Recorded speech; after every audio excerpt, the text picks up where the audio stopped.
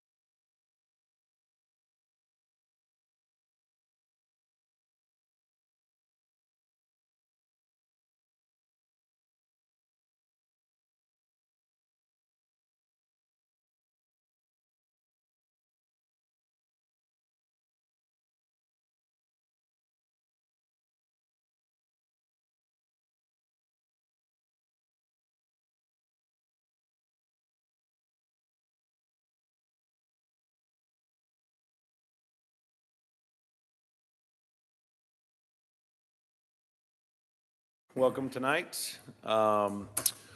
I would like to go ahead and call to order the Design Review Board for Tuesday, August 1st, 2023. If you can, please join me and raise for the Pledge of Allegiance.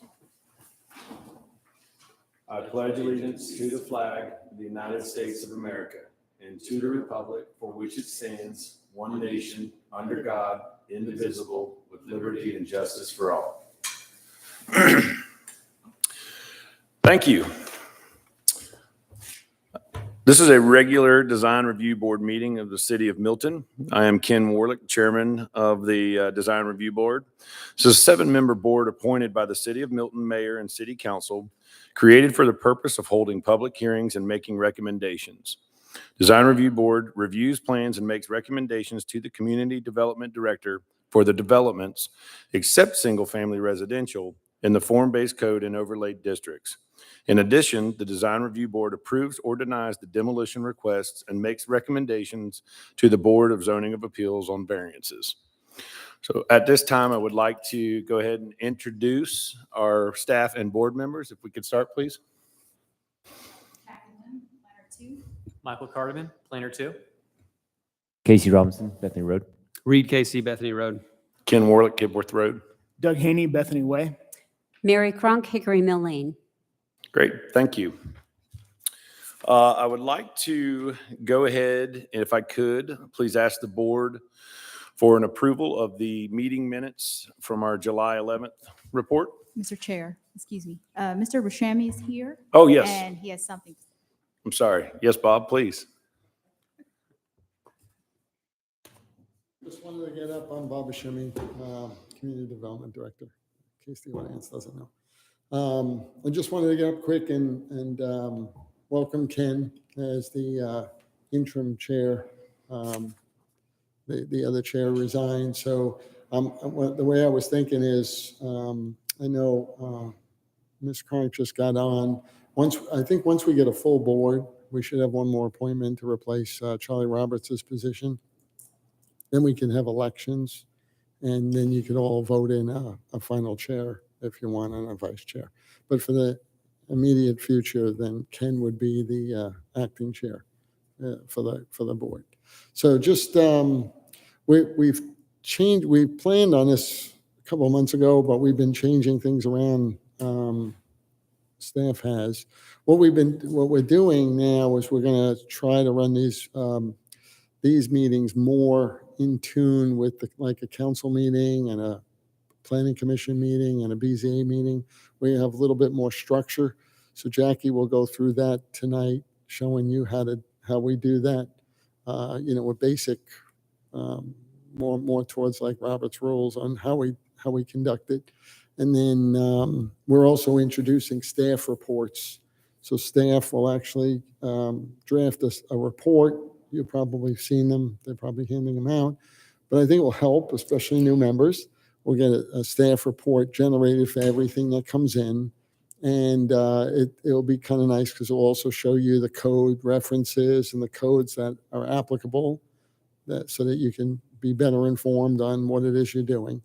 And then when I met with Ken, he asked, he would like to see staff also come up with a staff recommendation for each application. So I think that would kind of help out too. So which we do on the other boards. So we will have a staff recommendation for every application that comes in as well. So I think it's working out pretty good. And Ken did mention it's a recommendation board for final reviews and courtesy reviews. The courtesy reviews can either go to the council or to the BZA. Final reviews are here. Sometimes we have like a courtesy review just before we do a final review. Other ones are more for the variances. You see anything that's commercial, anything non-single family, so it could be multifamily, townhouses, anything in that. It's mostly in the form-based code areas that you're looking at it. And you're also looking at LDPs as they come in for site plan reviews too. So we look at that as well. So now when it comes to demolitions, just to remind you, a couple of years ago, we kind of strengthened demolitions. First, we were doing demos. We never did demos when I first started. Then they said, oh, geez, Bob, we'd like to see demos go in front of the DRB just to give the public awareness of them. And then over the years, the council really said, you know, we really want to see much more strength with demolitions. We actually want to see a formal approval or disapproval of a demolition because it's that important. So we changed all the rules, and the DRB now has actual approval or disapproval authority. So it's not a recommendation. When you see a demolition, it comes in. If you all vote and say, yes, you're approving it, then it's demolished. If you disapprove, and then in the past, the DRB has disapproved some demolition applications because of historic reasons or just things they thought weren't appropriate, whatever the reason may be that you feel as a board, you could look at the criteria of it and make up your vote. But if you vote that it's not demoed, then staff can't override it. Nobody can override it. Your vote is final. So I just want to remind you that's very important because I think it really means a lot, especially that we don't have an HPC board anymore. So a lot of any value with anything historic, it's really this board that's going to be acting in that capacity. And some buildings right here in Mayfield, the board voted to prohibit them from being demolished. So I think that's an important factor in there. And it was something that led to the Mayfield District, creation of the Mayfield District. So that's just to remind everybody that it's that important. So, okay, I'm going to sit down. I'll let the chair continue, and then Jackie. For the format. The format, yeah, if you want to go over that a little bit with them. Okay, you have a copy of the. Thank you, meeting Bob. format. Yes. So we did the call to order, and you did it correctly, the introduction of board. And our next step will be the approval or amendment of the agenda. And so the format where the chair calls the approval of the agenda, then a motion follows, a second, and then a vote. And same thing with approval of minutes. I'm not going to go over everything, but for the demolition, it's kind of important that we follow this format where the chair identifies the application, staff comes in to present it. The applicant will present their plans of the property if the proposed demolition is carried out. And then that's when the board provide their questions or comments to staff and the applicant. And then the chair will call public comments. So if there's any opposition or support, this is where that section is going to happen. Then, of course, the discussion of on the application, followed by a motion, then a second to the motion and a vote. And the courtesy review, as Bob mentioned, there will be no vote.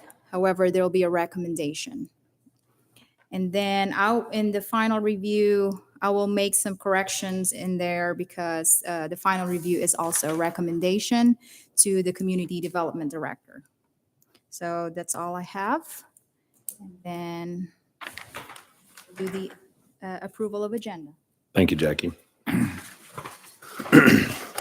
So next up, we have the approval and amendment of the previous meeting minutes of July 11th, of tonight's agenda. At this time, I would like to see if there's any comments to tonight's agenda. Seeing none, can I get a motion? Yeah, I'll make a motion to approve tonight's agenda for August 1st, 2023. Can I get a second? A second. All those in favor? Aye. The tonight's agenda has been approved. Next, we will do an approval of the meeting minutes from the July 11th DRB meeting. Any comments? I do have one question for you guys. When I'm looking at the action report from July 11th, and I look at approval of meeting minutes, which is number 4, and it says motion to approve the July 11th, 2023 meeting minutes, should that say the June? Because you're talking about the July meeting, and you're talking about approving meeting minutes from a previous meeting. Should that be June? I believe you are correct. Approval of meeting minutes. No, we're action- approving On the action report? this month. Oh, yes, you're correct. And thanks for That's pointing that correct, out. yeah. Yeah. So that should be the June whatever that first Tuesday. Sure we weren't approving the meeting minutes for that night? No, that was number 3. Okay. Oh, okay, yeah. So we'll make amendments to that meeting minutes. Okay. Yep. Anything else? So then, Mary, would you like to make a motion with the correction? Can attempt it. I'd like to make a motion to approve the meeting minutes. I'm sorry, let me go back through here. I'd like to make a motion to approve the meeting minutes from July 11th, 2023, with the correction of number 4, approval of meeting minutes from the June, and I'm not sure what the date was, 2023 meeting That would minutes. be a June 6th. June 6th, 2023 meeting minutes. Okay, great, good catch. I'll second that. All those in favor? Aye. Aye. Thank you. Good catch, Mary. So next, we're going to move on to item number 5 for tonight, which is demolition of structures. This time I'd like to, and we'll start with 5A, which is 840 Mid Broadwell Road. The applicant is Jefferson McConkey III. At this time, I'd like to ask staff if they can go ahead with their presentation. Thanks, Mr. Chair. All right, for tonight, our first demolition review is 840 Mid Broadwell Road. The subject site is a 1-acre lot located on northeast side of Mid Broadwell Road. The property is zoned T4 within the Crabapple Form-Based Code. The applicant requests a certificate of appropriateness for the demolition of the existing house, a large portion of the concrete driveway, an existing concrete sidewalk, as shown on the attached site plan received by Community Development Department on July 11, 2023.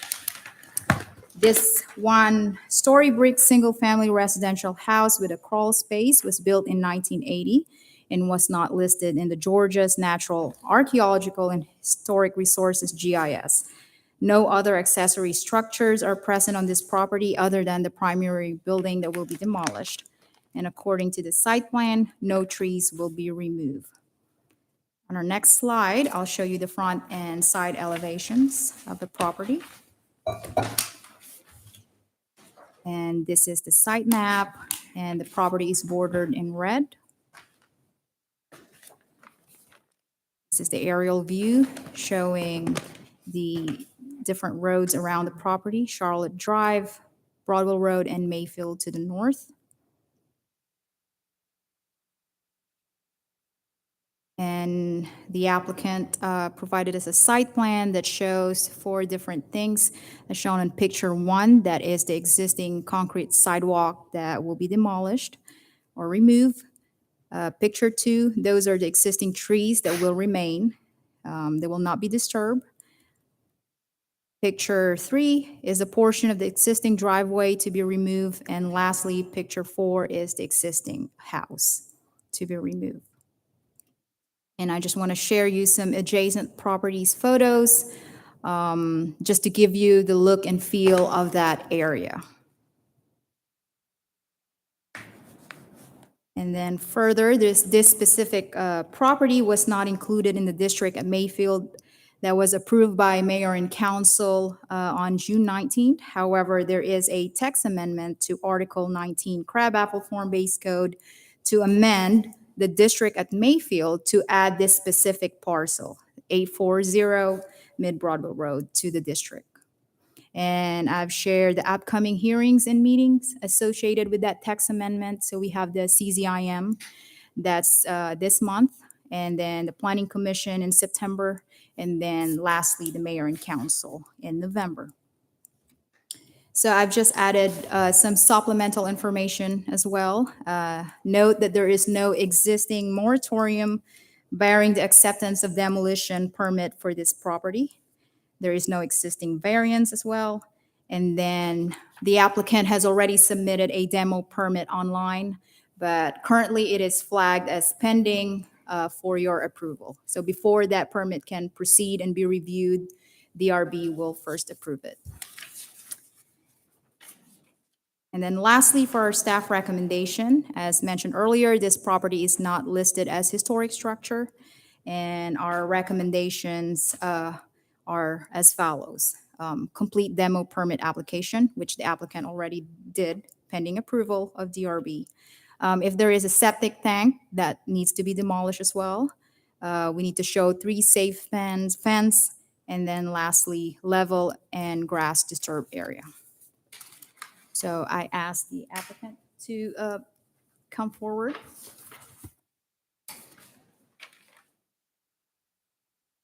Just tell the board what's your plan for the use of the property once demolition is carried out. You left out the part about staff approval. Oh, recommends approval with conditions. Thank you. Jefferson McConkey, 840 Mid Broadwell. Mary, congratulations on your appointment to the board. Thank you. Ken, you as well. It's only appropriate we're the first demo permit in for this new board, but anyway, I'm happy to answer any questions that you guys have. Okay, thank you. At this time, I would like to take the time to see if the board has any questions for staff or the applicant. Do. Go ahead. I'm going to refer to this large, lovely map. On the project criteria data, down at the bottom, it says existing site condition, and it says a residential lot with 1 home, a shed, and grass lawn. Is there still a shed on the property? There's no shed. on the Okay, so there's property. no shed. I think in your report, it also states that it's the only. thing Yeah. that's on the Right. Only property. property. I just wanted to, Probably just an error. yeah. I love your style, Mary. Always getting the good errors. And then I have another question. In the back of the property toward the rear, it says a well. So there is a functioning well, but as you guys probably all know, when the wells are removed, you do them by the letter of the law. Typically, you'll pour gravel in it, put concrete in it, cap it, get a certification letter, and that'll obviously be done at the time. Okay, and we could add that to the recommendations, Or you can add that. to I would your- say, or the conditions.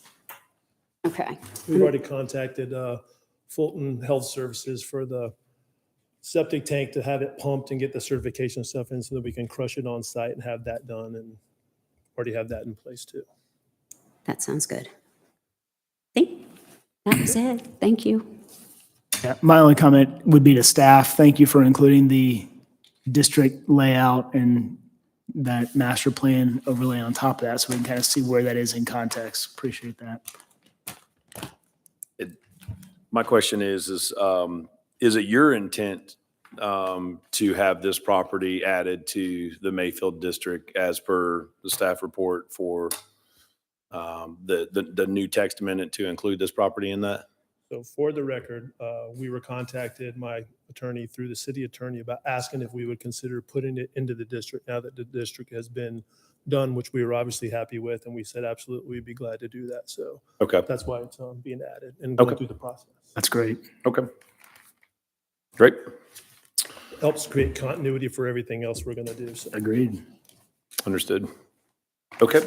At this time, is there any more questions for the board, for staff, or for the applicant? So I will open up for public comment. If there's anyone in the audience that wants to speak on behalf, or do we have any We have opposition? none. No. Okay. So then, seeing none, I will go ahead and close the public comment. And at this time, if there's any additional discussion for the board? No? Okay. Then seeing none, I will go ahead and call for a motion. I'll make a motion for 5A demo of 840 Mid Broadwell Road. I'll second. Okay. Do we want to add Mary's comment? With the, Okay. condition on the well being, And there's actual verbiage. Let's see. And I think it's on the next demo one, whenever a well is excavated for exploration, testing, or use, it just says that you need to cap it. But I know you know what that one is, Jackie. Yes. To add it in. Yeah. great. And I do believe Mr. McConkey is right. As per Fulton County, they do require that, so. Yeah. Okay. So we have a motion and we have a second. All those in favor? Aye. Aye. Congrats. Thanks, Thank you. guys. All right. Next up, I would like to call staff. It is 5B for demolition of structures, 13325 Arnold Mill Road. The applicant is, and I apologize if I mispronounce this, Mr. Balu M. Balasubramanian. Okay, great. I apologize. Close. So Jackie, please, if you can. All right, our next application for demolition is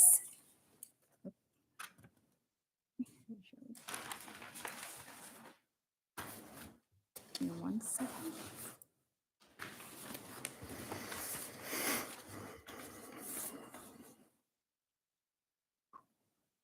Is 13325 Arnold Mill Road. So the subject site is a 3.71 acre located on northeast corner of Arnold Mill and Holly Road.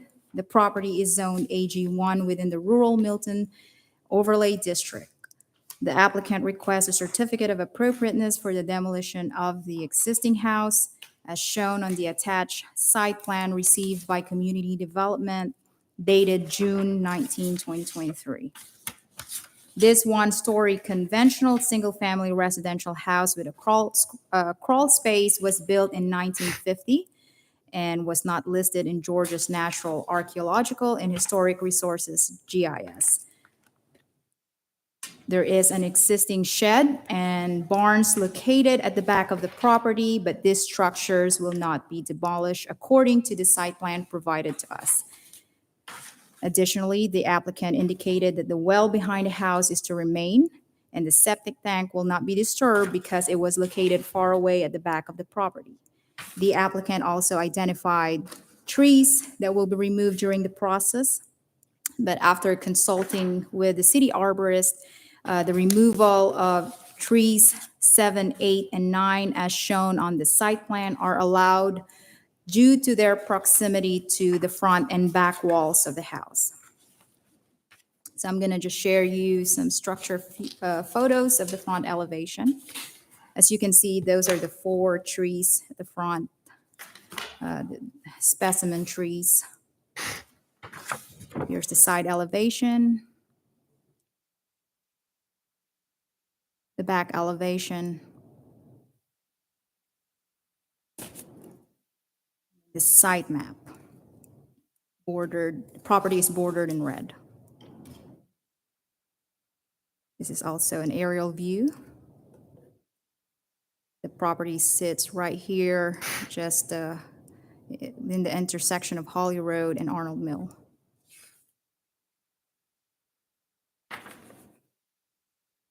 And this is the site plan that was provided to us. This is an incomplete site plan because it does not include the 2 other structures at the back of the property. However, they show the shed and then the well at the back of the house. Here's another site plan that shows this time the location of the trees. So the applicant identified the trees at the front and then this one at the 2 ones at the back because they're very close to the wall, so they need to be removed. Again, adjacent properties photos, just to give you the look and feel of Arnold Mill, which is also a character area. And I just want to share with you the other existing structures that we found on site, the shed, the well, and then the 2 other structures at the back of the property.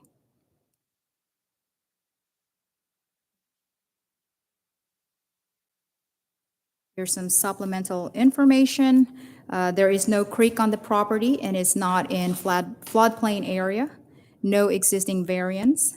The applicant has also submitted a demo permit application, but again was flagged online until DRB approves this. And then the applicant received a courtesy notice letter. Actually, there's 2 of them regarding a violation of the city code of ordinances. Dated, the first letter was sent January 19, and then a follow-up courtesy notice dated June 1st. And a copy of these letters were given to you as well, just for reference.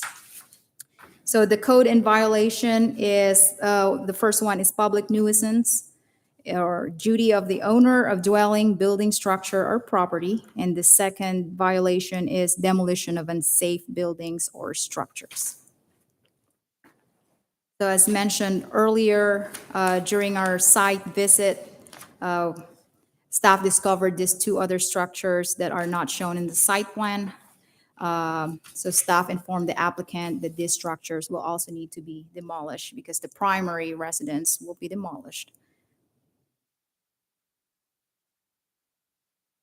And then for our recommendation, this property is not listed as historic structure, and staff recommends approval with conditions.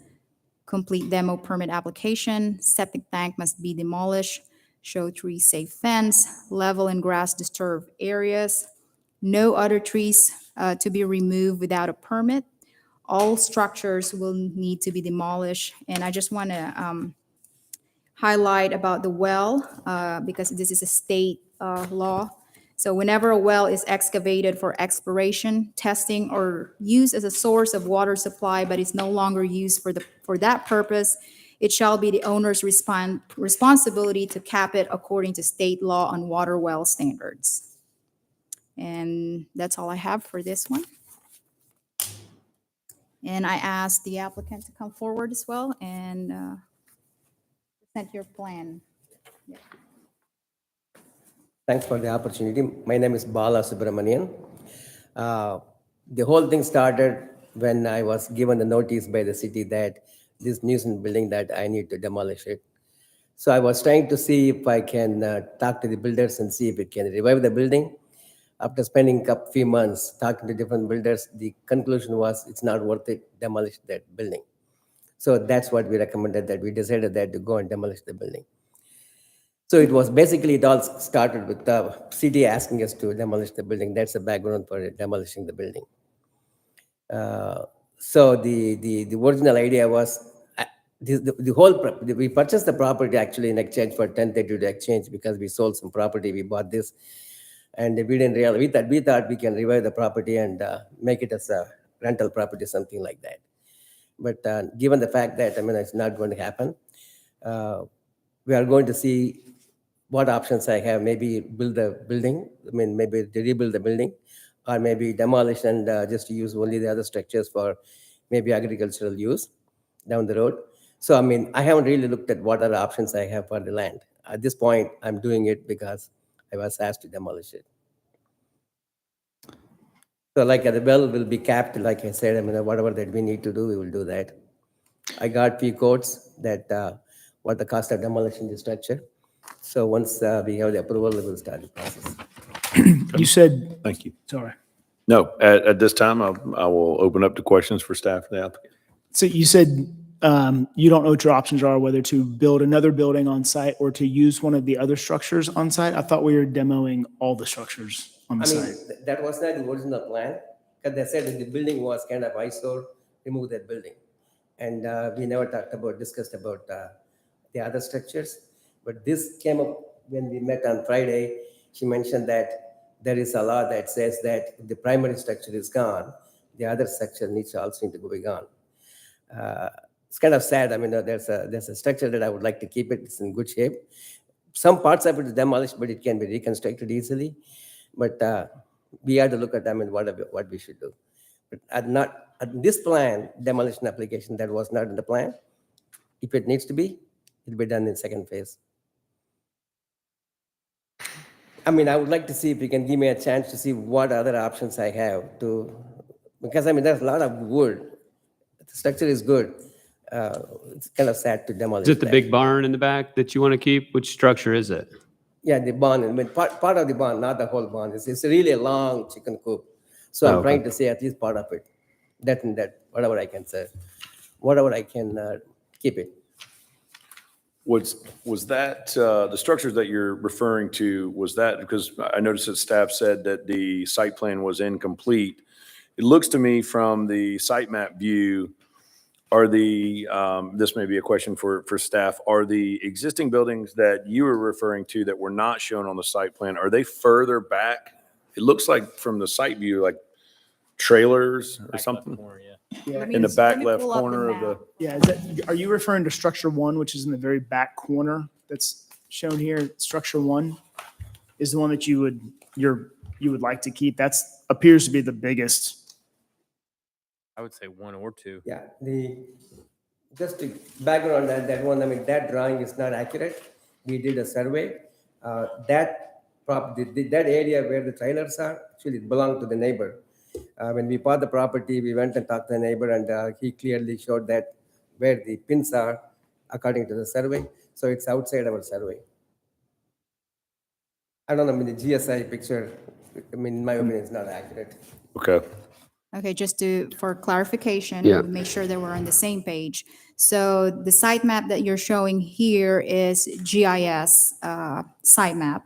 And Mr. Balu is saying that the structures down here, these are, Mr. Balu, if you, correct me if I'm wrong, Can these you are can you- trailers, Trailers, right? yeah. I Can you, mean, can you share what? it's actually Sorry, 40% can you share what you're looking at? Because we're not seeing what Yeah, we you're. don't Oh, see it. okay. Sorry, I know you're trying to show us something. Yeah, we'll show it on the. There we go. Thank you. All right. So these are trailers, and according to Mr. Balu, this is that land belongs to the neighbor. belongs to the neighbor. So I think what Mr. Balu could do is provide a survey that shows the property line, because as far as our GIS, it's showing that the property line for his property is this one bordered in red. Correct. And I would note that the site plan that we have is not stamped by a licensed Yeah. surveyor or engineer. Yep. So therefore, I think that that's obviously something that's of importance that we need to make sure if we're going to recommend approval of a demolition, and especially based on staff's comments of all the structures, then we need to be very certain of exactly where the property lines are for that. Bearing that as well, though, is I do see, especially since code enforcement has been out there twice and deemed and I don't know, does code enforcement's, are they referring to all the structures on site, or are they just referring to the actual home on site? So it's my understanding that they're referring to the main structure, which is the house, the existing house. Okay. Okay. Something quick. So this board doesn't really have the authority to maintain like any of the old barns or storage structures in the back, because the way the zoning code works is once you remove the primary structure, you're not allowed to have a lot with just accessory structures on it. So that would be against code. So that's why staff is requiring that he takes all the structures down. Because you have to have a primary dwelling in order to have an accessory dwelling on the lot. Bob, if That's just the for reason why we're doing knowledge that. purposes, if he was to keep that, who would approve that? If what? If he was to keep the barn structure in the back, who would approve that? We wouldn't approve it. You just wouldn't, period. We wouldn't, because Okay. you'd be creating a non-conforming Got it. lot. So Got it. once he removes the primary structure, all the accessory structures on the lot have to be taken down.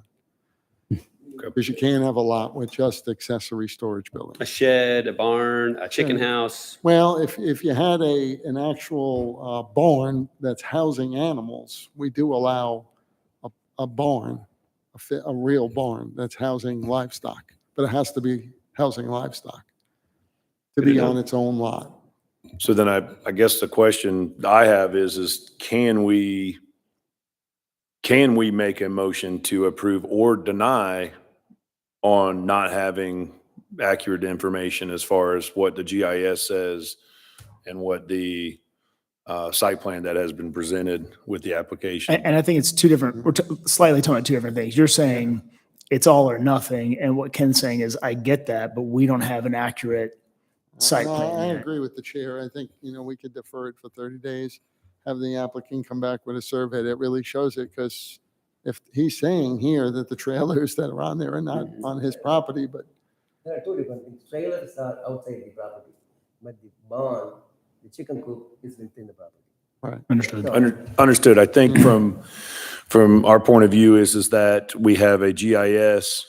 And even if your site plan is accurate, the plan that we've been presented does not have that legal certified licensed engineer / surveying stamp on it that does in fact guarantee that those are the property lines per se for that property, which is required. We just have a photo, a snapshot of that. So can I give it to you right now or? Do you have a survey? Yeah, let's add that. is that something that we could add to the record or? I think, is he claiming he has a survey? Okay, Yeah, maybe we add building materials that yeah. it- weren't Let me part of the present this packet, to right? you. Yes, please. Yeah. Okay, so now this Do is you wanna- different. Can you show it on Do you wanna the show it? Yeah, can you overhead? use the overhead? That'd be great. Yeah, please. I mean, I didn't have the original survey. I have to go and get it after. Because I think what you're getting ready to show us, because of the tree, it looks so totally different than what we had originally. Hmm. Oh, yeah, couldn't even tell those were in The there. site plan I gave you, I presented, is actually taken from that survey, paying only the front part of the survey.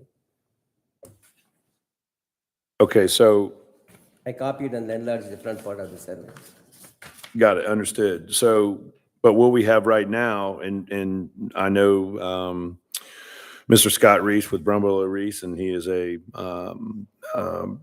very renowned engineer surveyor in the area. So I would think that his survey is accurate. However, what we have is not this. So my question is the survey that we have does not show these two chicken coops or the old outbuilding it shows. So is that something that we can add to the record for this to make our decision, or are we just bound with what? You can Okay, accept it tonight. okay. May I ask a question? Yes, sir. If give me some time, I need to go back and look at the options I have.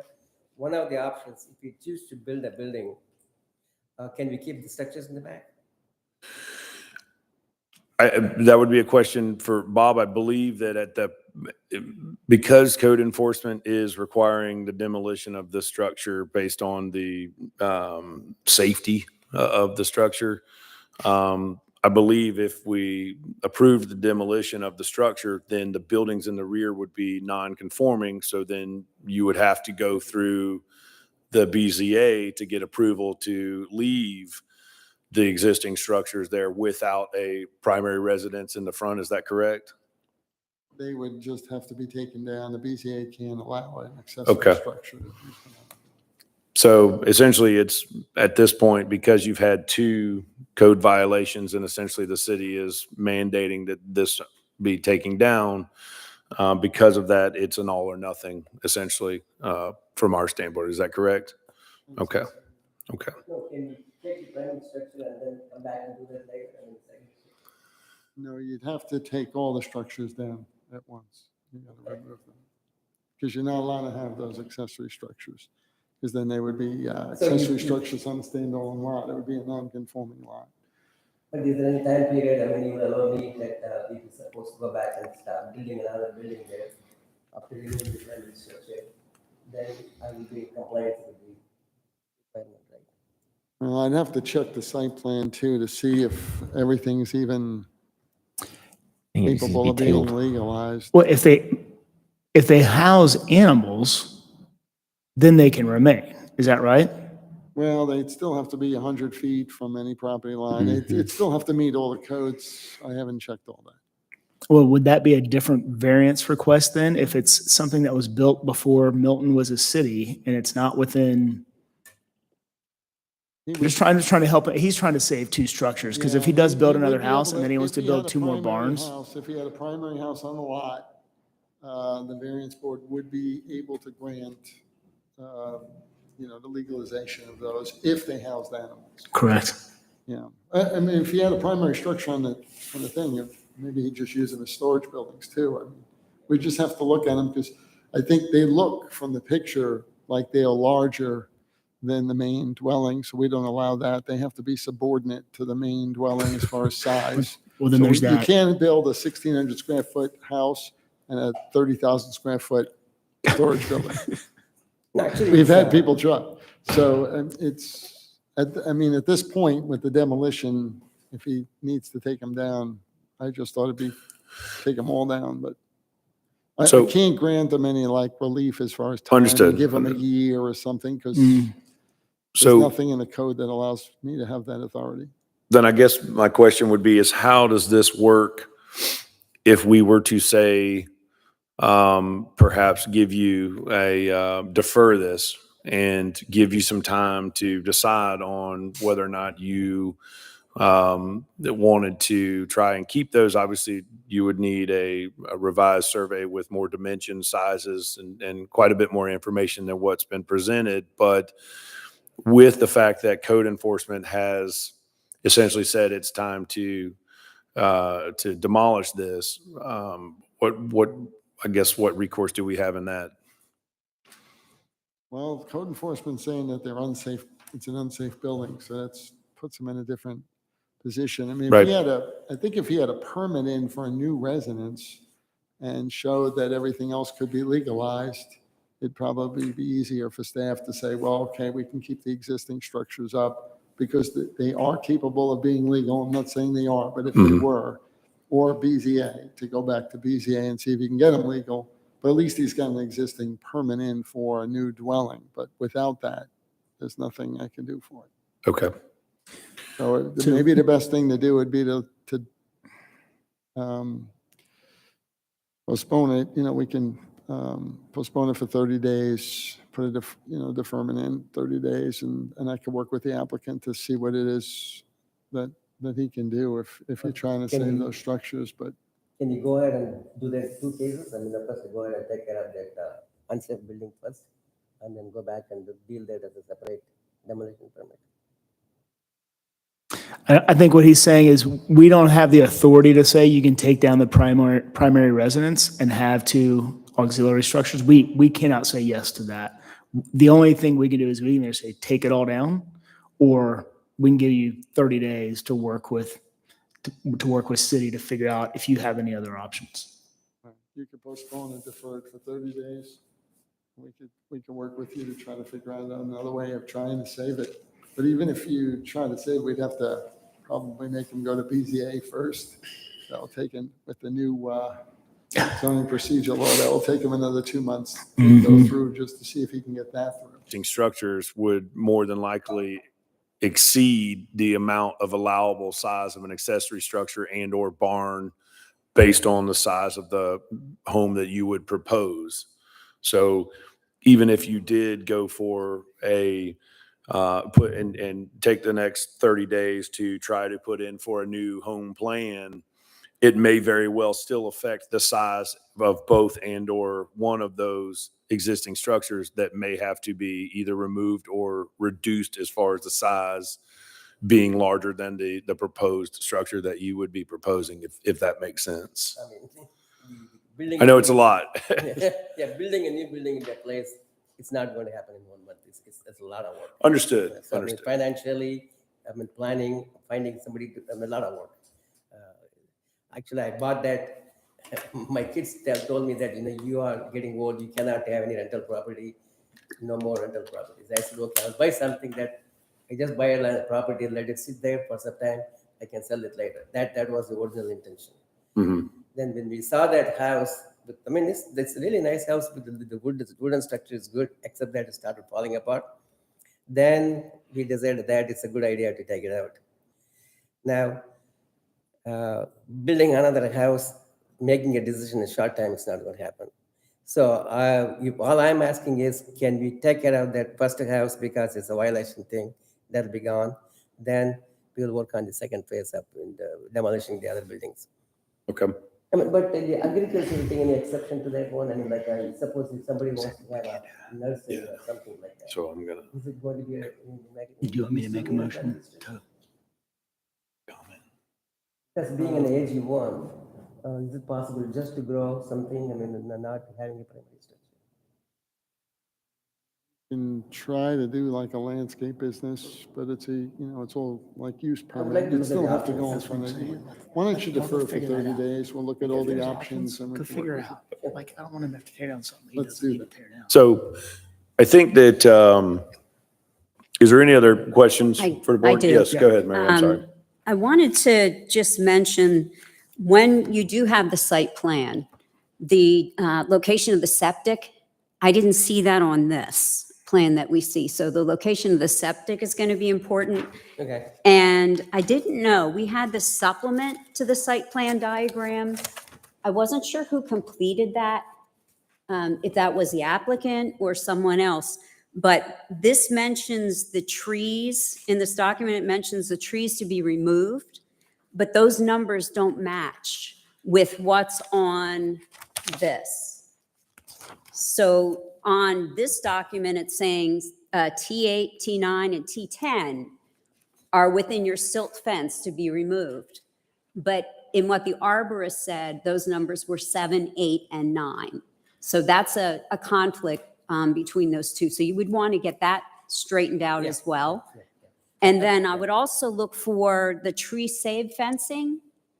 I don't know that that's on here. Some of these trees may, and I don't know if they're, I think it's 50 feet or whatever it is, if they're within that limit. So you need to do tree save fencing on your diagram as well. can you help me to understand how far the tree should be close to the house for the fence?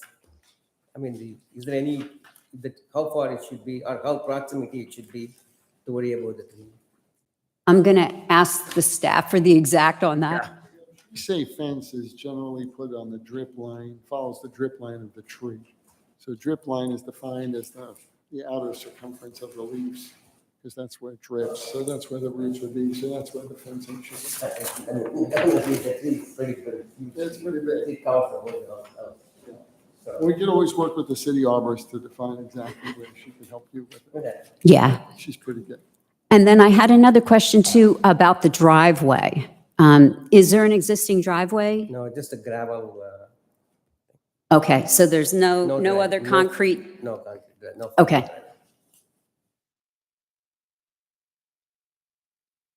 Okay, that's it.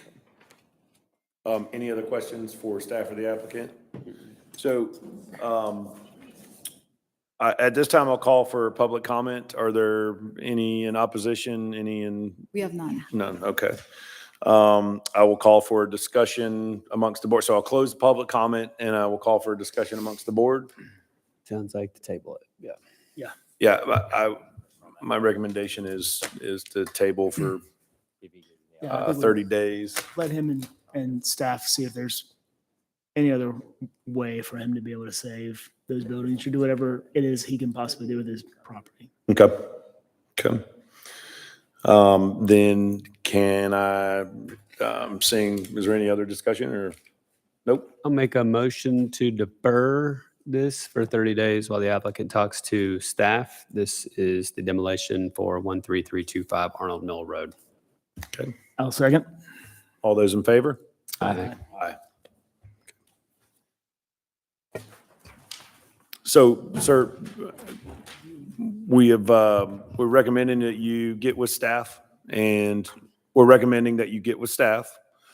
Try to work through it. To understand, this is very seldom that we have someone that wants to demolish or needs to demolish, but doesn't want to demolish everything. So I think by us granting you an additional 30 days is to get with staff and try to figure out, your future use of the property, what it is you would like to do. But I do think I would just say that I believe that with this next meeting, when this does come up, is being that you already have 2 code violations for an unsafe property, we're going to be pretty inclined to go ahead and probably vote for the approval of the demolition because of the nature of the unsafeness of the building. So, but hopefully in the next 30 days, you can work on a kind of a plan, work with staff and see where you can get to try to better your needs for this property. Okay. Thank you. Okay. Next, we're going to be moving on to courtesy reviews. So Courtesy reviews are essentially for the board to make recommendations to the BZA based on the application. At this time, I would like to, so our courtesy review 6A is V23-12-13720 Brittle Road. The applicant is Ty Matthews. I would like to have staff please present the report. Give me 1 second. We're having some technical difficulties.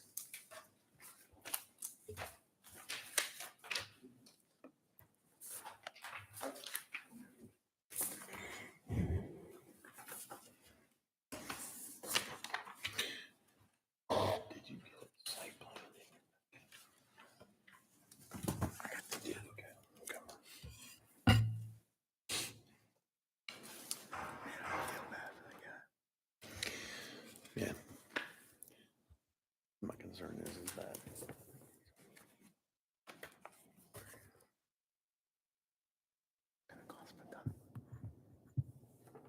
Sorry, go ahead. Good evening, board members.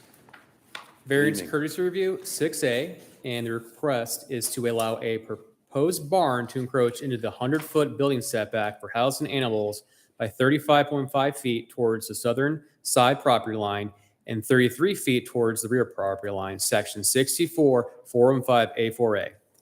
The address is 13720 Brill Road, and the applicant is Ty Matthews. The site is a 3.23 acre parcel located in the Summitview Farm subdivision. The Summitview Farm subdivision was platted in 1995 and predates Milton cityhood. The property is zoned AG1 and is located in the rural Milton overlay district. Applicable setbacks for the lot are a 60-foot front, two 25-foot sides, and a 50-foot rear setback. The applicant is seeking a variance to allow a proposed barn to encroach into the 100-foot building setback for housing animals by 35.5 feet towards the southern side property line and 33 feet towards the rear property line. The lot is rectangular in shape with a depth of 460 feet and a width of 263 feet. The site plan details there's a 30-foot drop in grade throughout the property, sloping in a downward direction from Brittle Road. The primary single-family home was built in 1998, and the current owners bought the property in 2022. The dimensions of the proposed barn are 48 by 36 feet. Building plans, elevations, and letter of support are detailed later in the presentation. The proposed barn paint color is Sherman-Williams Pure White, which is to match the existing single-family home. And I skipped ahead to the aerial so you can kind of visually see the area of the property when I was giving the length and width. And here's the location of the proposed barn. And the applicant details his letter of appeals. He shows this side versus the other side because of the septic fields and also because of the pool location. But he also noted that there is another barn for housing animals right here. And he wanted to put it on the opposite side of that barn. Here's a view to the west showing the proposed barn location. View to the east across the street of the subject site. View to the south, which is another angle of the barn location. And a view to the north was the other side. And you can make out the barn I was describing earlier vaguely right here in the background. And here's a zoomed out shot from the street showing the existing house. And here's a picture from the edge of the driveway. And here's a shot from the rear of the property facing back where the pool and the house is. The applicant has 4 support letters, 13700 and 13740 Brill Road, and 13845 and 13885 Cowart Road. Here are the letters of support. Detailing the site plan has been reviewed.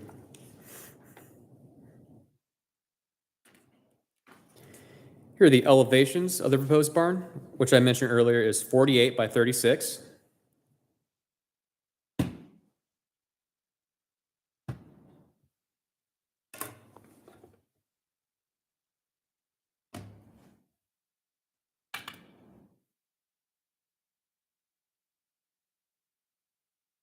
And lastly, here's a site plan showing the barn location.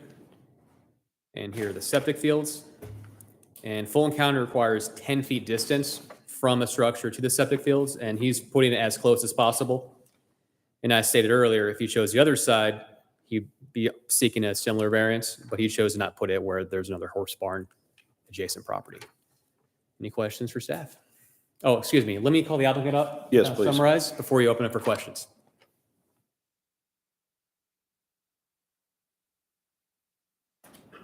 Good evening. Evening. Yes, you pretty much summed it up very well. I'm sorry to cut you off. Could you please just state your name and address, please, for the Oh, record? sure. Ty Matthews, 13720 Brittle Road. Thank you. Yeah, trying to get the barn variance. That seems to be our best possible position for it.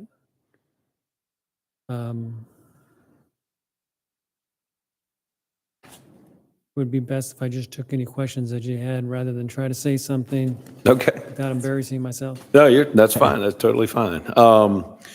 Okay, do we have, for the board, do we have any questions for staff or the applicant? Yeah, I do. I've got a couple. What kind of animals are you going to have in this barn? 2 horses. 2 horses. Okay. It looks like it's about a 10 or an 8 stall barn. Is that right?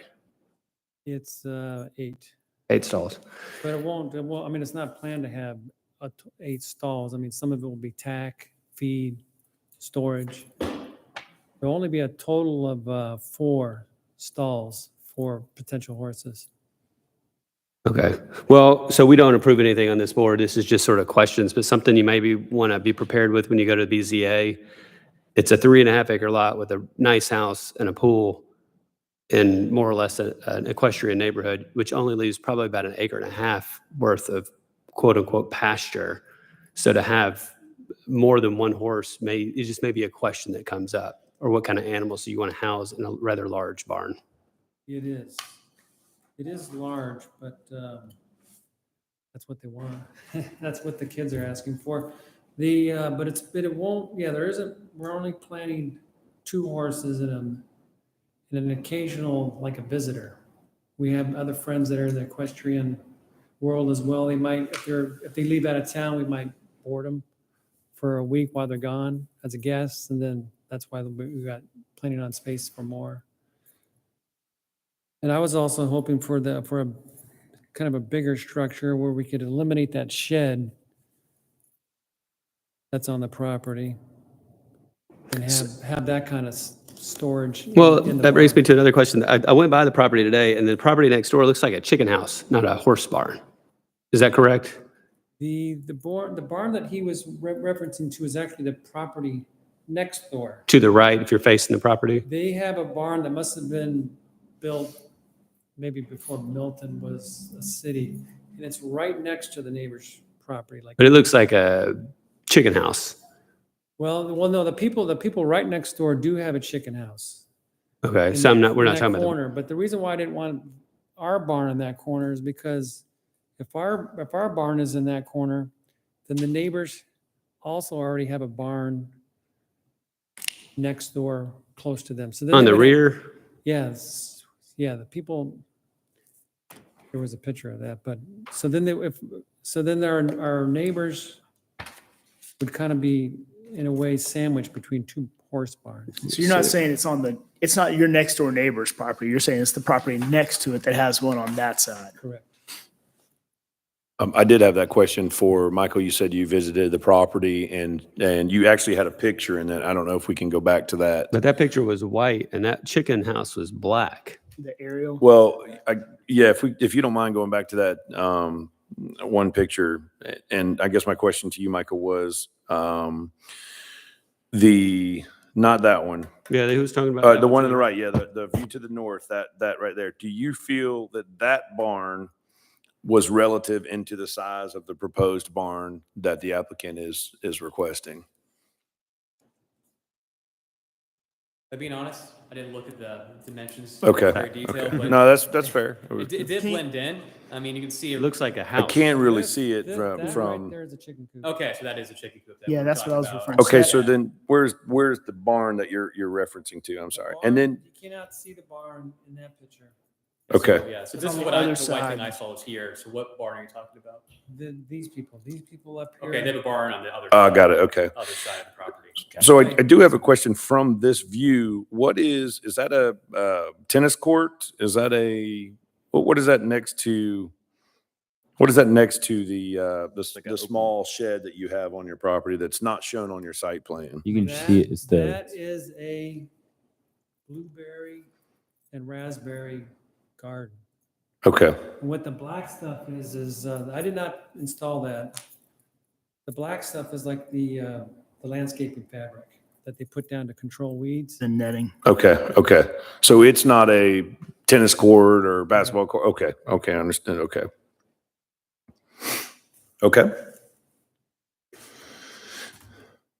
I have a couple. Yes, please go ahead.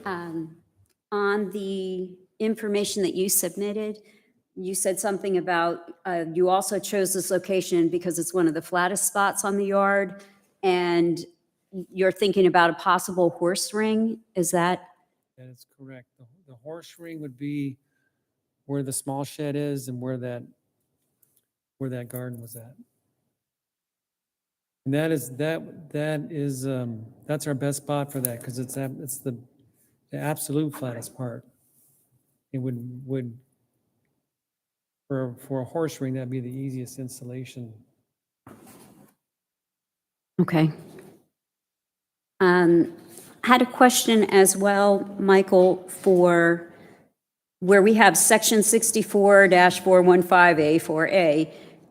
It goes on to say it's at least 100 feet from all property lines and then at least 150 feet from any occupied structure that's located on another property. So does that also comply? I know we're getting a little bit into the zoning stuff, which I know that's not typically what DRB does. But I just wanted to, if this goes to another board, BZA, that may be a question that they ask to make sure if you're looking at variances, does that comply with the 150 feet?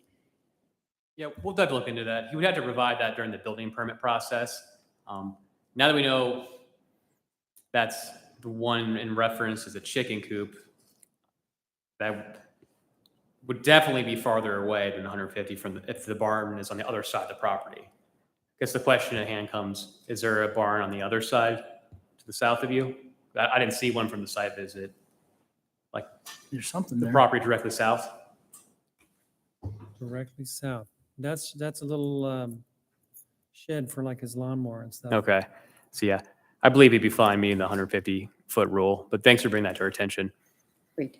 And then I did have a question. This is getting more into looking at the actual structure of the barn. Are you guys ready to look at that? Or because I know that would be more design stuff, right? When we're looking at colors and we're looking at things like that. Can we move into that or you have other questions before we go there? That's up to you. I think at this point is we direct our questions that we have to staff, and then when we do our board discussion, we can kind of talk about Cool. those as well. Okay.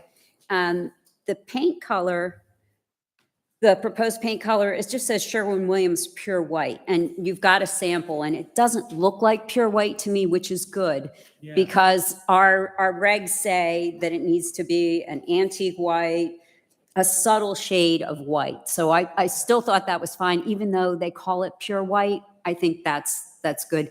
Do you have a trim color for the barn? Are there any windows or anything doors that would have trim color? Yes.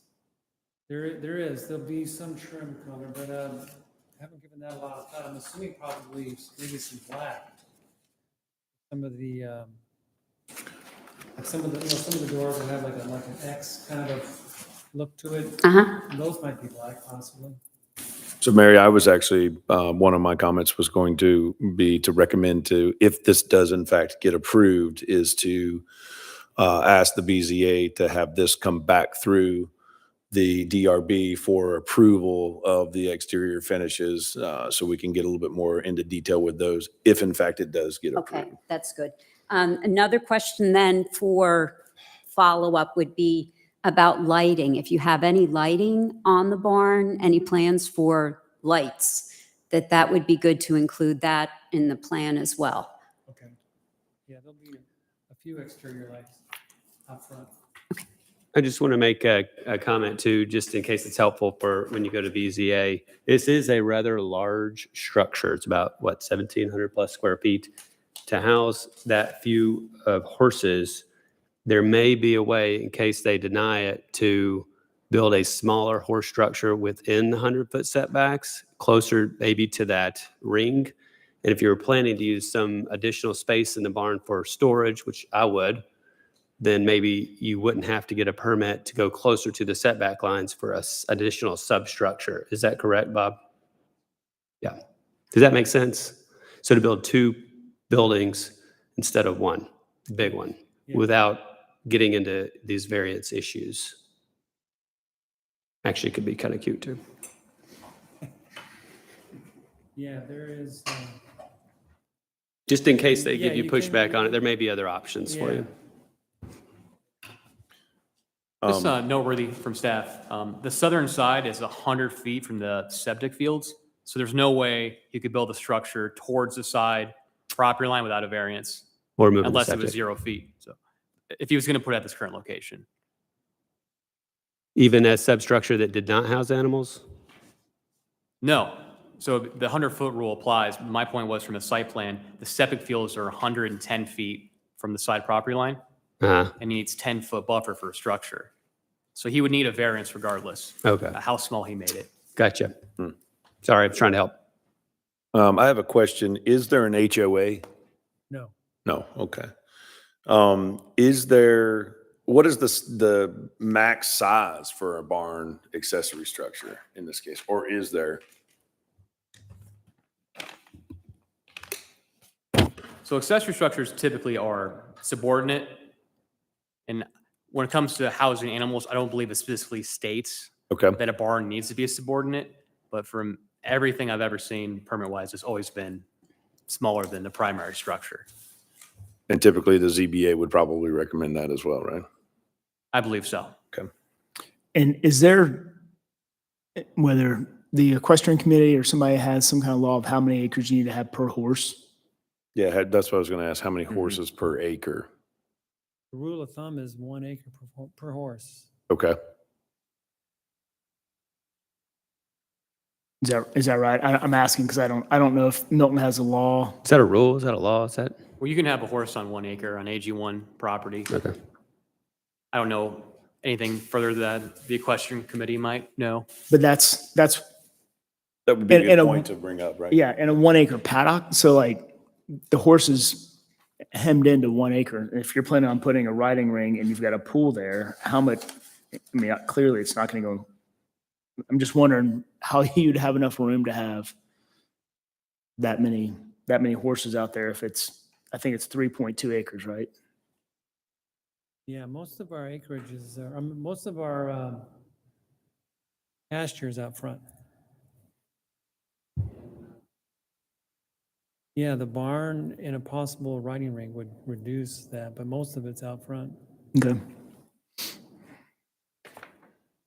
Are there any more questions from the board for staff or for the applicant? Okay.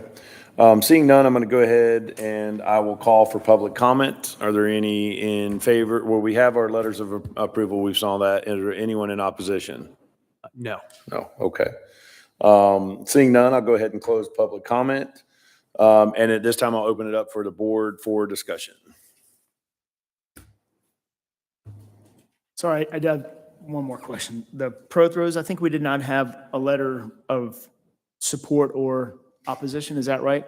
They're the southwest neighbor on the backside. Did we not? Do we have a letter from them? We did not, but I had a call from the owner. He just asked some questions. He did not support or deny the request. Okay, thank you. You may want to talk to him before you go to BCA.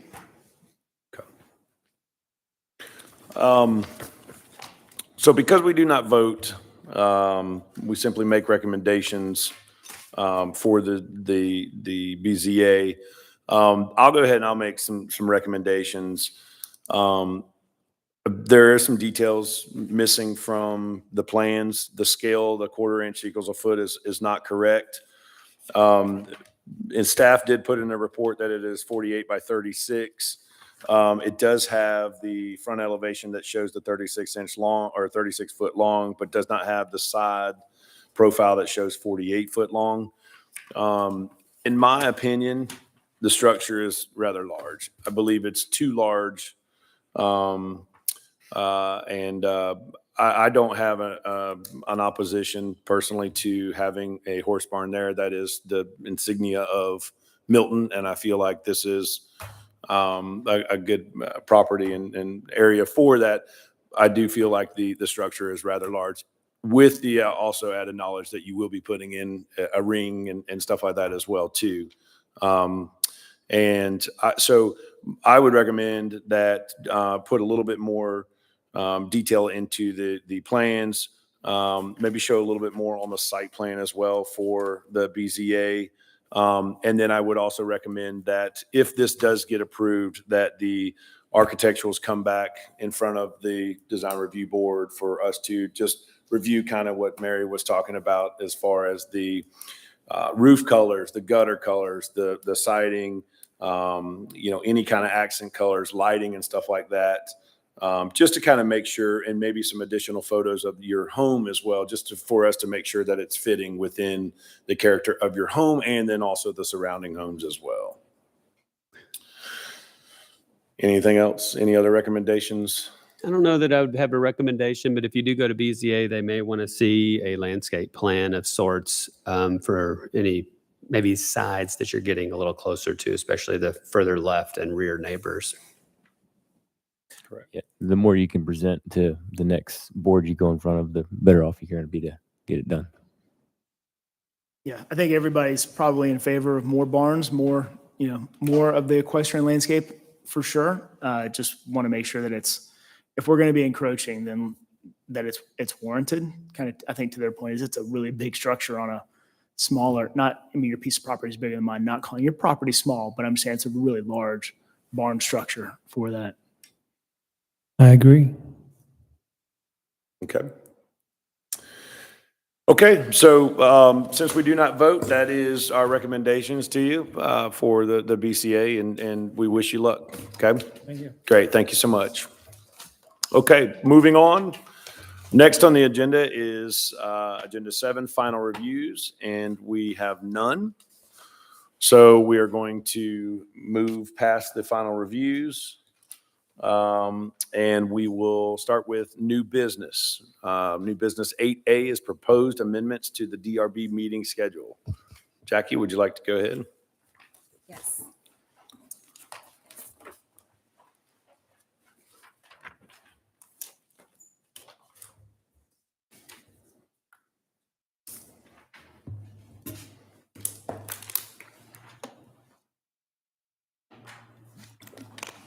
All right, so because of the election day on November 7th, that is a conflict to our DRB meeting. They're going to use the chamber for the election. And that said, we need to look at another date to conduct our DRB meeting. So I'm staff proposing November 14th. Jackie, And that's BZA. Sorry we didn't talk about that. That day's not going to work. that's not going to work. Okay.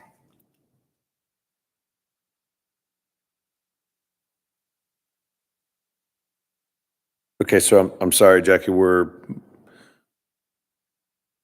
on September 11th, but that's what we're discussing, but that is the BZA hearing? No, we're looking at the red one, which is November. November. Okay. So right okay. here, yeah. So 11/7 was the original DRB meeting date, and we're proposing 11/14, but Michael mentioned that this is also a BZA meeting. So we're going to look at maybe another date for. Do we allow Wednesday or? Okay. I'd rather do Yeah, the that- Wednesday than the week of Thanksgiving. Is that the week of Thanksgiving? Yeah, BZA moved to 14 because of Thanksgiving. So we moved forward. BZA. Yeah, so. They beat us to the punch. Could we do a Wednesday or no? Yeah, any day. Except for the So is there, 13th. And there's not a planning commission because usually they do Wednesdays. So I'm looking at the I calendar believe now. planning commissions is November 29. Just verify, Michael, if do that that's now. correct. Okay, so it's the, 15th? 8th or 15th? Yeah, let's do the 8th. I mean, it's, right? Just move it back a day, right? Yeah, Yeah, just push it back one day. 8. We do that?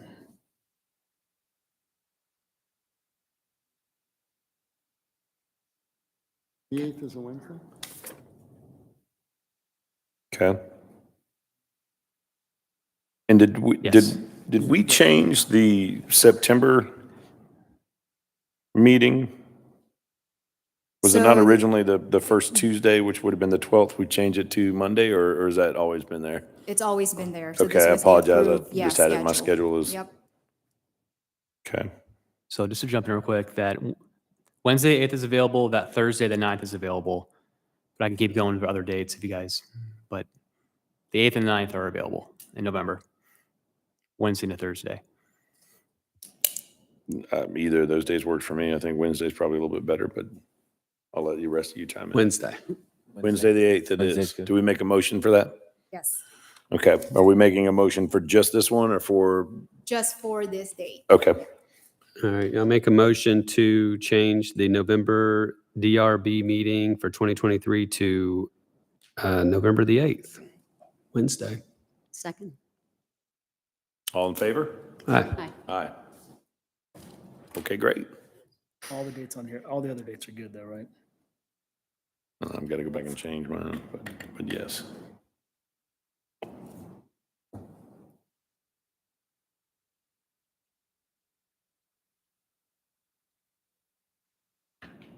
Well, okay, I apologize, but I see an error. Oh, wait, excuse me. Never mind, I'm sorry. I'll be gone on the 5th. And if there's a runoff for the municipal elections, that would be in December. That's not the 5th, right? I'm not aware of that one. If there's a Okay. runoff. We might want to, I'll check and verify.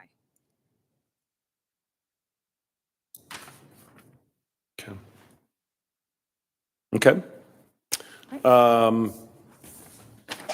Next agenda, moving on to number 9, old business. Proposed design review board bylaws. Jackie? Okay. So last month, our senior planner, Jangam, presented the DRB bylaws amendment. And just a recap, there's 2 proposed changes. The first one is because of the Georgia legislature adopted revisions to the ZPL, or the zoning procedure law. We are now required to publish the notice of public hearing in the newspaper for applications for certificate of endorsement, as well as the certificate of appropriateness. So this is your demolition, and then the building site, LDP, landscape plans. And there is a minimum of 30 days, but not more than 45 days prior to the public hearing. So those are the dates that we make sure that we advertise the application. And the other change is staff also noted that the current version does not include the hearing of application for a certificate of appropriateness. So with that, we have to add that in the bylaws. And there's also recommended or proposed amendments in several articles and sections of the bylaws, which I'm not going to go over. And per the process that was presented last month, we are supposed to be in step 3, which is DRB to consider the approval of the amendment. However, with Ms. Kronk as a new member, we want to give her the opportunity to review the bylaws and include her feedback. So, and guess what? That's it. I have some. Okay. You're going to be shocked. Well, Jackie, was there anything else? no, that's Okay. all. So then I will call for a discussion of the item. Okay, cool. I did have a few questions, Jackie. On page 2 of the bylaws, I'm a big one on consistency within documents and making sure things are, you guys are not going to love me. In section 2, the third sentence, it just says, which include but not limited to. Can we insert an R, A-R-E? All right, well, section 2, on the second page. okay, got it. And then, again, for the consistency, if we have a list, we usually use a colon instead of a semicolon. So I'm kind of, some of these things are going to be like that, where it's colon, semicolon. I know you guys are going to be like, what, are you an English teacher? No? No, please. Okay. Okay. Then I had a question on section 3, saying that the board will uniformly apply the rural Milton overlay district design standards. And so this is for the bylaws for all areas of Milton. It doesn't just apply to the rural Milton overlay. And this could just be me in the way that I'm interpreting or the way I'm reading it. So there is also a section in the first page, section 1, anything that mentioned the rural Milton overlay zoning district. So we need to include as well the State Route 9 overlay and the Crabapple and Deerfield form-based code. So what we need to do is to comb through all or the text and make sure it's consistent with the ordinance. Okay, so you'll go Well, through. yeah, we'll go through it. Perfect. That is wonderful. And that applies then to page 3.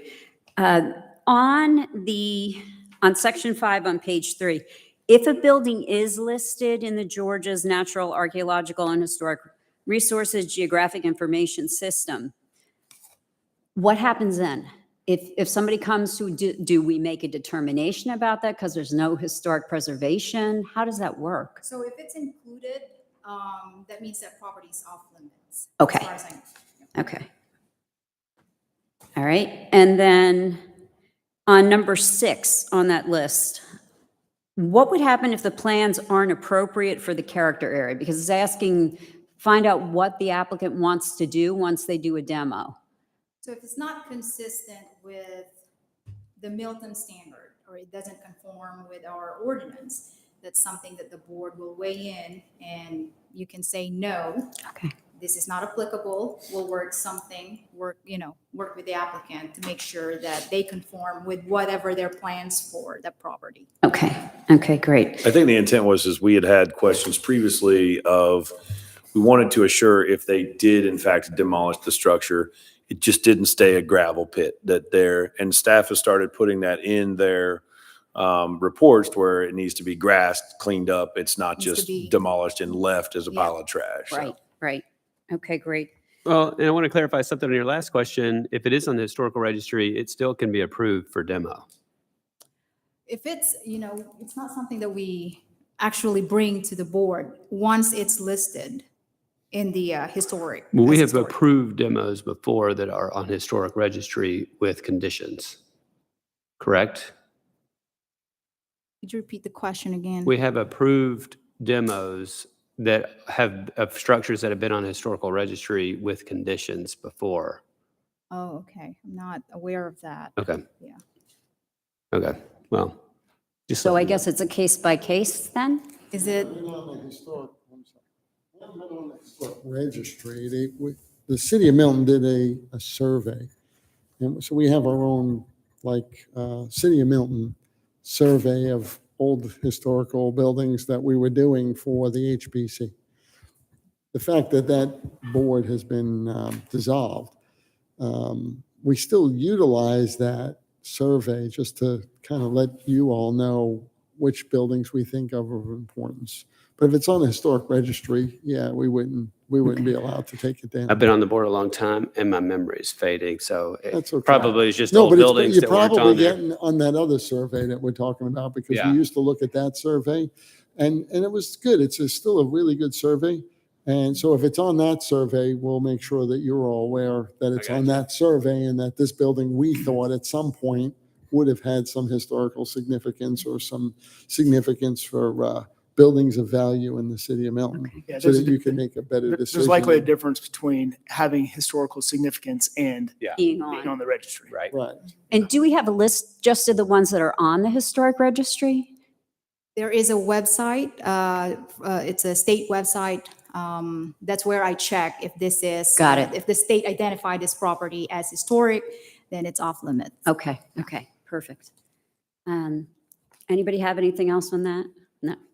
On page 4, under member duties on section 1, it says that if you're going to not make the meetings, any 3 consecutive board meetings or any 4, that without written excuse filed with the chair may be replaced. Does that written excuse need to be filed prior to the meeting or after, or does it not matter? So any board members who fails to attend any 3 consecutive board meetings or any 4 meetings in any 12th period without written excuse filed with the chair may be replaced. So my interpretation on this one is that if, let's say, you're missing the meeting, you have to inform the chair. Is that Prior? prior? Okay. Yeah. I would just recommend putting in prior, because if somebody's being a stickler, they could say, I notified you. I did it after, but I notified you. So the prior will be inserted, written, without written excuses prior? Filed prior, Filed prior. prior to the meeting with the chair. Okay, Prior to missed meeting. Prior to the Yeah, missed- yeah. okay. I've got that noted. Okay, and then on 5, the listing of submission materials for DRB review. Again, we're going to go with the colons and all kinds of lovely things. Okay. Should we have a colon after review? Because this is a list, we're given a list of things, right? So that title says listing of submission materials for review, yes. And then would you also, again, you're going to love me, capitalize materials, since it's a header? Where is that? in the, That's just in listing of submission Yes. materials? Yeah, just capitalize that. Then on the next, the site plan of the property, I would, let's see what else I was thinking. Okay, question for you guys. Most of these are going to have, it's a colon, right? And then you have your semicolons. And the last one you have usually will have a period at the end. Okay. So Jackie, I would just go through and look at those. And if you want, I mean, this is tedious for you guys. I can get with you on this and give you the rest, or do we need to go through each one in this session? Because the ones right now that I'm talking about, they're semicolons, like in the next section, it's all semicolons or periods. It's not, at this point, it's not questioning for those pieces. It's not saying something about the bylaw itself. Okay. It's, I mean, I want to do it by the book, the way we're supposed to do Okay. it, so. And I don't want people to poke their eyes out either at the same time. No, I believe, to answer your question is this is because we have a motion, because we have to vote on it, that we need to be present for any comments and modifications to these amendments. So- Would these changes be made and then you would come back and present them? Yes. So Correct. we wouldn't Correct. be, okay, Correct. So we would have the opportunity to review these with these modifications to Right. the text amendment. And So- then once those have been completed upon our approval, we'd make a motion and have a vote for the approval of the text amendments. Yeah, Okay. so once I've gathered all feedbacks from the board, I come back, maybe Right. next month to go through all, just to summarize all the changes and make sure that we've got it. okay. So does that mean I need to give you the rest of these right now? Yes. Yes. Okay, then let's go through it. I'll be as quick as I can. On the development statistics summary chart, for the first 5 items, it's on page 5. Okay. I think we need a punctuation, a semicolon, just so it's consistent with the other sections, Yes, and then a period on the last one after sidewalks. okay. All right? On page 6, on the third bullet down, photographs or materials, I would put a period at the end of buildings. I would, on the next one, a grading and utility plan, where you have the 1, 2, 3, 4, fourth bullet down, retaining wall elevations and materials, put a semicolon there. And then the scenic views, put a period at that one. On drainage plan at appropriate engineering scale, I would probably put a comma after that and then between scale and including, and a colon, because we have a list. And on that, on drainage easements, I would put a period on that fifth bullet down. And I have just a general question. I didn't see anything on here that required septic systems to be shown on the site plan directly. All right. And I something- thought, That's something that we can add as a bullet. okay. I think it's a good idea. And I didn't know, I mean, if there's a well, I didn't look for the well to see if that's also listed, but I would think that that would be another important component to have on there. Okay. Then down at the bottom, in the last full bullet, photographs of all 4 sides of existing structures, a period there. Okay. Page 7. All of these at the top, the first 4, they all need, or the first 3 need semicolons, and then a period after plan. And on provisions for outdoor lighting, I think you have that as a bullet. You probably want that not to be a bullet. You probably want it to be the header. Okay. And then have a colon there at the end of fixtures. And then you want the semicolons for the first 3 and the period at the end of landscape lighting. Okay. Okay? And then at the bottom on section 4, where it says consideration of agenda, would you do approval of agenda? Because that's what it says on our meeting agenda. Okay. Or, I mean, it's just a question for you guys. No, I'm sorry, I actually didn't hear what you were saying. Well, just because, and I don't want to interrupt, but we do have the site plan on there. If we're going to go ahead and make this modifications to the site plan of the property at appropriate engineer scale, I believe we need to include licensed engineer stamp as well. So like the gentleman we had tonight where he just had a photo of it. That's a good call. He left off the top part. Yeah, so we have, that way we've got an engineered stamp, and registered surveyor. So we know that it's And with the contact info, that's, correct, yeah. yeah. Okay, so I apologize, I was kind of stuck on that. No, I'm just rambling on. So Ken, that is page 5, the one that you want to add the engineer stamp plan? Yes, ma'am. To where it Okay. says site plan of the property and appropriate Okay. engineering, I feel like we need to have that it needs to be stamped and by a licensed and registered engineer. Okay. I thought last meeting too, we also talked about including master plan information or overlay Yes, plan that one. information. Yep. Yeah, that's, Like you did, I mean, you did that So we perfectly for the can- district of Mayfield, that piece we talked about today. Okay. We'll just have to decide which section will that be added. Should add in all of them, right?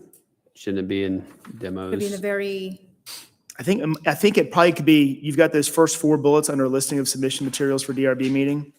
Probably just okay. add another bullet underneath there, any applicable master or Master overlay, plan, mhm. yeah. Okay. just so we have the context for the area we're talking about. Yeah, I think that 4th bullet, the written analysis of how it applies, the design guidelines apply to the overlay district in which the property is, so it could be listed in there.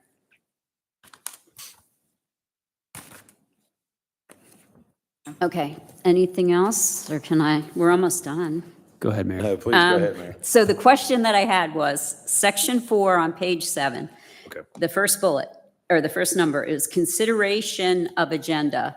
On our agendas, it says approval of, because we're approving it, right, when we're in the meeting. So would we want that to be approval of the agenda or consideration? I would agree with that. I would agree with Well, it is a consideration, right? It's a consideration for approval or Or non-approval. amend it, because we could amend it too. So if everybody says consideration, then we'll leave it at that. I'd be fine with that. So we're good with consideration? Yeah, Okay. leave it. that, okay. On the third one, should certificate of appropriateness, should the C in certificate and the A in appropriateness be capitalized since it's an actual document? Yes. Okay. All right. And then the same thing on the next page, on page 8, where it is number 5, and that one's a certificate of endorsement. So that would be caps. And same thing with 6, certificate of endorsement. On section 6, on number 4, it says all public comments in support or in opposition of an agenda item are allowed a total of 10 minutes each. So you could say, is that 10 minutes each person or 10 minutes each side? I So interpret that as 10 minutes for opposition and 10 minutes. Right, for each side. So for opposition and for people in support. But if somebody could come along and just say, it just says each, and maybe that's person. So we'll just have to clarify that it's 10 minutes for opposition and support. Yep. Okay, I'm sorry, we do have the authority to allow additional time if we need to. However, if we allow additional time for support, we need to allow additional time for opposition as well. right, Okay, Yeah. the same, yeah. got it. On section 7, it talks about taking the vote. What if there are 6 people and you have a tie and the motion fails? What happens at that point? Referring to section 7? on page Yeah, 8? on page 8. It says a vote on a motion resulting in a tie of the members present shall constitute a failed motion. So what happens if a motion fails? What happens after that? Does it just get, Table till there's an odd number of quorum, yeah. is that, like, just for the process, what would happen? If you take a motion and it's a tie, the motion will fail. Then the chair will ask if there's another motion. And they'll do another motion. Okay, And if there have been times when we've done them where they just kept tying and tying and tying because it was 3-3-3-3, then the motion just fails. Or someone would then table it till the next meeting when there's an odd Or number they quorum. can they can do another motion saying, well, let's Right. just defer it. okay. Yeah, or the applicant can also withdraw from prejudice, without prejudice, correct? That's correct. And then take into consideration kind of what we had discussed and then come back in front Okay. of and present again. Okay. Is that correct? Yes? Okay. Good. And then last question, on page 9, We're going to hold you to that. and I swear I will. That's it. Yeah, I know, you guys are ready to go. No, this is good. The last one, number 3, it says, must be held for 14 days before it is presented to the board for action. So it's talking about modifying the bylaws. And any proposed amendment must be held for 14 days before it's presented. So I'm not sure I understand what that means. Yeah, this one is a little bit, I'm also confused about because it's spelled out 14 days and when we do our meeting, we have the following month, which is like technically 30 days. So I think that's something that we have, I'll probably have to check with zoning manager on this one because this is an existing bylaws. I just want to make sure, what she says about this. Maybe there is a history behind this. But yes, I see your point about So if- 14 days. So if someone were to propose a change to an amendment, you can't vote on it the same time that you've proposed it. So Yes. it's just saying you need to have Yes. some time. Yep. Got it. I just wanted to understand what that meant. So would that be the case for tonight? Yes, for tonight, what we're doing is just gathering all the feedback. And then the next meeting, I'll present all the changes that was proposed here. And then maybe we'll go from there if it's acceptable, then we can do a motion to approve the bylaws. Okay, so do we need to make a motion tonight to make the amendments? Yes, So defer or just a motion to make To- the amendments to the the text the text amendments amendments, yeah, and defer to? defer next? to the next one, yeah. Okay. I think Mary's got that. I knew you were going to make me do Yeah. it. I caused the pain, I'm going to have to do it. I'd like to make a motion to defer the vote on this item until our next meeting, when the changes can be made and we can review all of those. I'll second that. All those in favor? Aye. Okay, great. Jackie, was there anything else in old business? No, that's all what we have, Okay. yep.